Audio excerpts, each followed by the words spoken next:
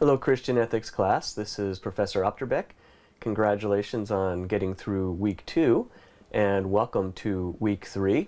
I just wanted to shoot this little video out to you and summarize a few themes from last week and then look forward to this week. First of all, kind of on the administrative side, hopefully I think I've got all the glitches in the system worked out. You should be able to look at your grades now. Kind of keep up the good work. And those of you who are a little bit behind, catch up, send me a note if you have some issues, and we'll keep working through this.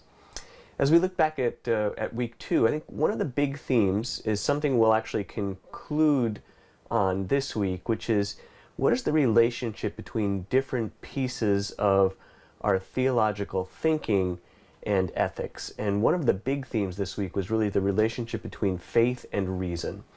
So we looked at some of these Greek thinkers and we tried to ask, what's the relationship between these early Greek thinkers and the development of Christian thought, and is it a positive relationship, is it a negative relationship?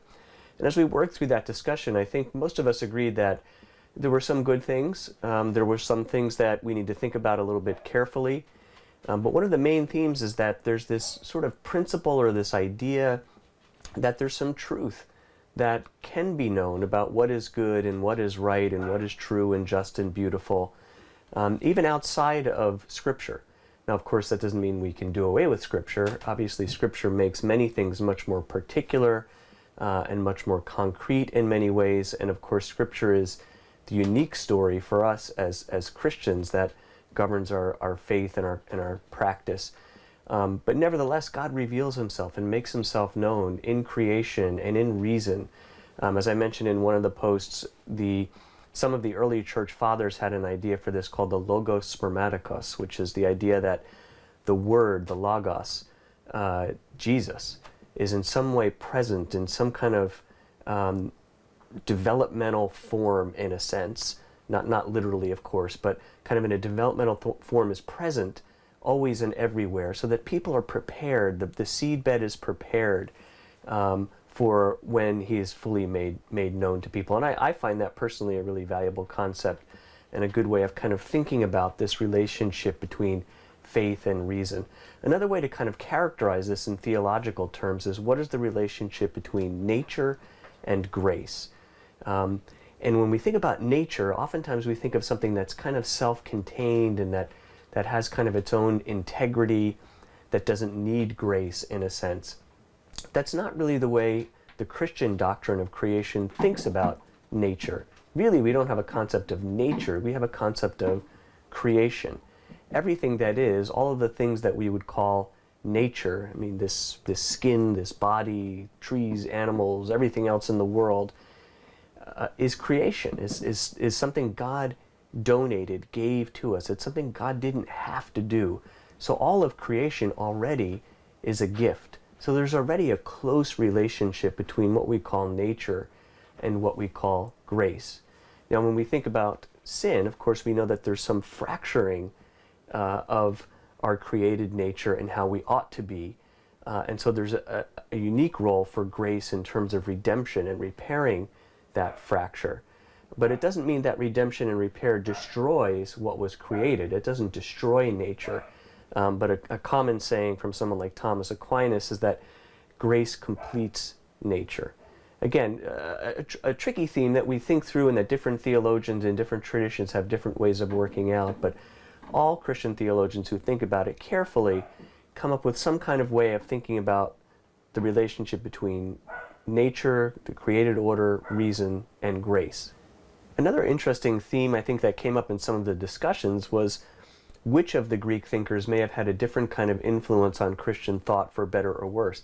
I noticed a number of you picked out Stoicism as having a particularly good influence on Christian thought.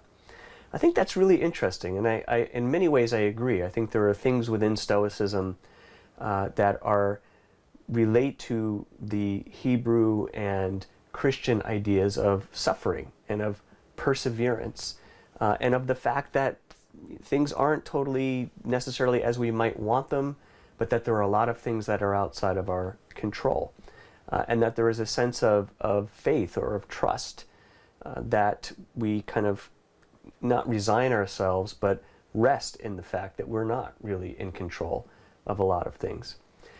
Of course, what's missing in Stoicism is the personal dimension of biblical faith, both in the Hebrew Scriptures and in the New Testament, and particularly in the incarnation of Jesus. So there may be elements of it that are really helpful. There may be elements where we need to kind of watch that we're not sort of disembodying our faith or making our faith in some way kind of uncaring. Same thing with really Platonism. And I think, again, there are some valuable things in Platonism about transcendence and about the difference between God and creation. The fact that God is utterly transcendent of creation, the fact that all of creation finds its goal and its purpose in God. But at the same time, being careful that we're really having a conception of God that is a biblical conception, and ultimately for Christians that is a Trinitarian conception, a relational conception that sometimes can get lost. So, good things to play with, good things to talk about in both of those pieces. Finally, we had some good discussion about the Willard book.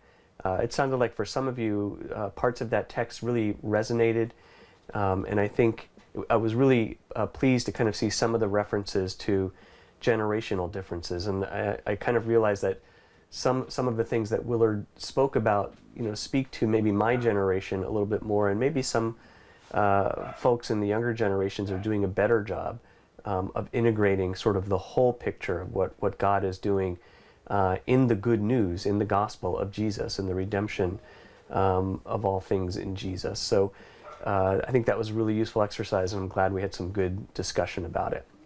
Now I'm going to look ahead to our lesson for next week.